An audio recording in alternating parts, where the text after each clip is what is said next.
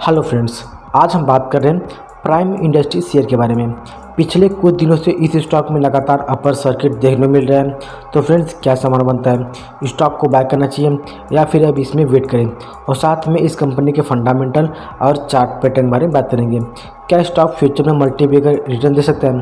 तो friends, video start करते हैं। उससे पहले अगर आप नए हो तो वीडियो को लाइक, सब्सक्राइब और साथ में बेल आइकन दबा दो, ताकि फ्यूचर में कोई भी नया वीडियो अपलोड हो तो आपको नोटिफिकेशन सबसे पहले मिले। तो फ्रेंड्स, मैं शिवम तिवारी, स्वागत है हमारे यूट्यूब चैनल इन्वेस्टिंग फैक्ट में। तो फ्रेंड्स, सबसे पहले हम इसके बिजनेस के बारे में बात कर लेते हैं। इसका जो बिजनेस है वो रियल इस्टेट सेक्टर में है और साथ में एलाइड एक्टिविटी भी करती है। नेक्स्ट बात करें इसके हम मार्केट कैप के बारे में, तो यहाँ पे इसकी मार्केट कैप 11 करोड़ 30 लाख का इसका मार्केट कैप है, जो कि एक स्मॉल कैप कंपनी में आती है। इसका करंट प्राइस 7 रुपये 16 पैसा है और यहाँ पे 52 वीक हाई लो की देखिए तो यहाँ पे 11 रुपये 90 पैसा हाई बनाया है, 1 रुपये 92 पैसा लो बनाया है। तो आप देखोगे 1 रुपये 92 पैसा का शेयर एक साल में 11 रुपये 90 पैसा तक गया। काफ़ी यहाँ पर अच्छा रिटर्न देखने को मिल रहा है एक साल के अंदर। स्टॉक भी यहाँ पर 51.4 है, जो कि काफ़ी ज़्यादा है, और बुक वैल्यू इसका 10 रुपये 40 पैसा है, जो कि ठीक है। नेक्स्ट बात करें डिविडेंड यील्ड के बारे में, तो यहाँ पे डिविडेंड यील्ड 0% का है। यहाँ पे आपको कोई भी डिविडेंड नहीं मिलेगा। रिटर्न ऑफ इक्विटी की बात करें तो यहाँ पे 1.86% का है, जो कि काफ़ी कम देखने को मिल रहा है, और फेस वैल्यू उसका 5 रुपये है, जो कि ठीक है। नेक्स्ट बात करें हम कंपनी के पॉजिटिव और नेगेटिव पॉइंट के बारे में, तो सबसे पहले कंपनी के प्रोज देख लेते हैं। तो यहाँ पे देखोगे stock standing at 0.69 times it's book value.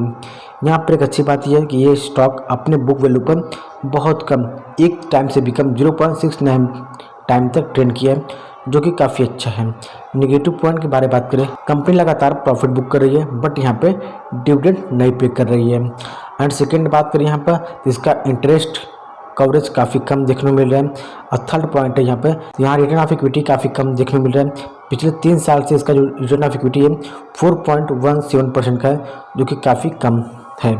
Next बात करें हम इसके क्वार्टर रिजल्ट के बारे में, तो सबसे पहले कंपनी के सेल्स देख लेते हैं यहाँ पर। तो कंपनी के सेल देखोगे क्वार्टर बेसिस पे, तो सितंबर 2021 में लगभग 0.21 यहाँ पर 21 लाख का सेल किया था, उसके पहले 50 लाख के आसपास। तो यहाँ पे इसका जो सेल्स है लगातार यहाँ पर पिछले 3 क्वार्टर से इसका सेल कम होता हुआ दिख रहा है। यहाँ पे इसका प्रॉफिट 0 शो कर रहा है, जो कि कंपनी के पास कोई भी प्रॉफिट अभी नहीं हो रही है। नेक्स्ट बात करें हम कंपनी के profit on loss year on year basis पे, तो सबसे पहले हम इसका सेल्स देख लेते हैं यहाँ पे। तो देखोगे सेल इसका मार्च 2021 में 8 करोड़ 18 लाख का सेल किया था। तो यहाँ पे देखोगे अभी पिछले साल से इसका जो सेल हुआ काफ़ी कम हुआ है, और इसका जो नेट प्रॉफिट है इसका ईयर बेसिस पे, तो यहाँ पे इसका प्रॉफिट लगातार पिछले 2 साल से इसका कम हो रहा है। नेक्स्ट बात करें इसके हम बैलेंस शीट के बारे में, तो यहाँ पे इसका बोरिंग देखोगे इस टाइम प्रेजेंट टाइम में कंपनी के ऊपर 4 करोड़ 18 लाख का कर्ज है, जो कि काफ़ी बड़ा अमाउंट है। और टोटल रिजर्व इसका देखोगे यहाँ पर, तो इसका रिजर्व यहाँ पे बढ़ता हुआ शो कर रहा है, जो कि काफ़ी अच्छा है। नेक्स्ट बात करें इसके हम टोटल लाइबिलिटीज और टोटल असेट्स, यहाँ पर ठीक है, बढ़ता हुआ शो कर रहा है, अच्छी बात है। कंपनी के पास कैश फ्लो कितना वो भी देख लेते हैं। तो कंपनी के पास इस टाइम पर कैश फ्लो के रूप में कुछ भी नहीं है, कंपनी लॉस में चल रही है 26 लाख के आसपास का। नेक्स्ट बात करें हम इसके शेयर होल्डिंग पैटर्न के बारे में, तो यहाँ पे देखोगे प्रमोटर की होल्डिंग यहाँ पर काफ़ी अच्छी है, 56.98% का, जो कि ठीक है। डीआई होल्डिंग यहाँ पर बहुत कम है, 0.02% का, और पब्लिक होल्डिंग यहाँ पर काफ़ी अच्छी है, 42.99% का, जो कि ठीक है। ओवरऑल बात करें इसके फंडामेंटल, तो एवरेज ठीक है। आप यहाँ पे थोड़ा रिस्क ले सकते हो, ये थोड़ा रिस्की स्टॉक है, तो आप इसमें अपने रिस्क निवेश करें। नेक्स्ट बात करें इसके चार्ट पैटर्न के बारे में। अब हम इसके चार्ट पैटर्न के बारे में बात कर लेते हैं। तो आज के दिन इस स्टॉक में 4.89% का यहाँ पर अच्छा प्रॉफिट देखने को मिल रहा है, और पिछले 5 दिन से जो हुआ ये स्टॉक लगातार अपर सर्किट देखने को मिल रहा है इसमें, और अभी तक ये स्टॉक लगभग 19% तक का प्रॉफिट दे चुका है पिछले 5 दिन में। पिछले 1 महीने की बात करें तो स्टॉक लगभग 14% तक इसमें अच्छा रिटर्न देखने को मिल रहा है। पिछले 6 मंथ में स्टॉक लगभग 12% का लॉस में दिख रहा है। यहाँ पे इसने हाई बनाया था लगभग 11 रुपये 90 पैसे के आसपास हाई बनाया था, उसके बाद इसमें गिरावट देखने को मिला, फिर से अपर सर्किट लगाया था 9 रुपये 60 9 10 रुपये के आसपास, उसके बाद इसमें भी गिरावट देखने मिल रहा है। फिर से स्टॉक अभी ये अपर सर्किट तरफ जा रहा है।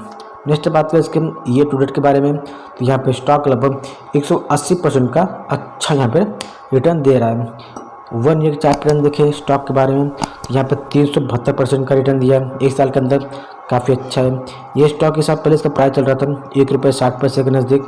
उसके बाद इसने हाई लगाया था अपना 11 रुपये 90 पैसे के आसपास। तो नेक्स्ट बात है 5 साल का चार्ट पैटर्न, यहाँ पे आप देखोगे कंपनी 1777% तक का अच्छा रिटर्न दिया है पिछले 5 साल में। अब मैक्सिमम चार्ट पैटर्न के बारे में बात करें तो यहाँ पे लगभग 482% का रिटर्न दिया है। और ये स्टॉक शेयर मार्केट में लिस्ट हुआ था 27 मई 2005 को लिस्ट हुआ था ₹1.29 से।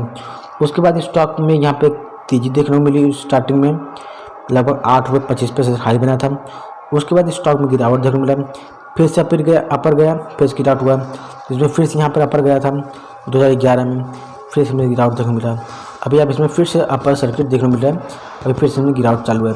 तो फ्रेंड्स, अगर आप इसमें निवेश करते हो तो अपने रिस्क पर निवेश करें, क्योंकि इसका जो पुराना चार्ट पैटर्न शो कर रहा है काफ़ी रिस्की यहाँ पर है। अपर जाएगा फिर डाउन ले रहा है, अपर जाएगा फिर डाउन ले रहा है। तो आप अपने रिस्क पर निवेश करें, क्योंकि ये थोड़ा रिस्की स्टॉक है। आप इसमें थोड़ा पैसा लगा सकते हो, बट ज़्यादा पैसा लगाना इसमें रिस्क हो सकता है। तो फ्रेंड्स, आज इतना ही। अब मिलेंगे एक नए स्टॉक साथ। तब तो दोस्तों थैंक यू, और लास्ट में चैनल को सब्सक्राइब करना बिल्कुल ना भूलें। जय हिंद, जय भारत।